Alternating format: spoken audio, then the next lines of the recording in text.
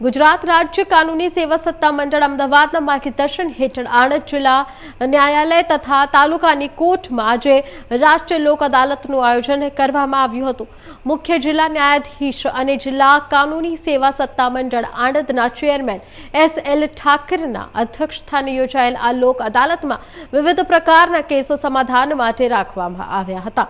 લોક અદાલતમાં MSP કેસો, ફોજદારી સમાધાન લાયક કેસો, नेगोशिएबल इंस्ट्रूमेंट एक्ट कलम 138 केसों, लग्न संबंधित फैमिली केसों, महसूल केसों, मजूरो साथेना तकरारना केसों तेमज भाड़ा बैंक और वीजળી पाणी जेवा दीवानी केसों सहित कुल 49,282 केसों समाधान माटे मूकवामां આવ્યા હતા।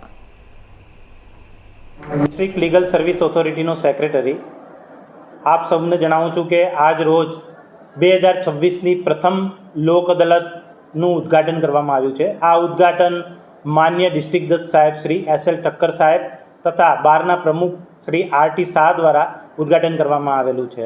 અત્યાર સુધીની જે લોક અદાલતો થઈ 2025ની, તેમાં ડિસેમ્બરની લોક અદાલત જે થઈ તેમાં આણંદ જિલ્લામાં સૌથી વધુ કેસો લોક અદાલતમાં ફેંસલ થયેલ છે, એટલે સમાધાન દ્વારા તેનો નિકાલ થયેલ છે, જે અત્યાર સુધીનો આણંદ ડિસ્ટ્રિક્ટનો રેકર્ડ છે।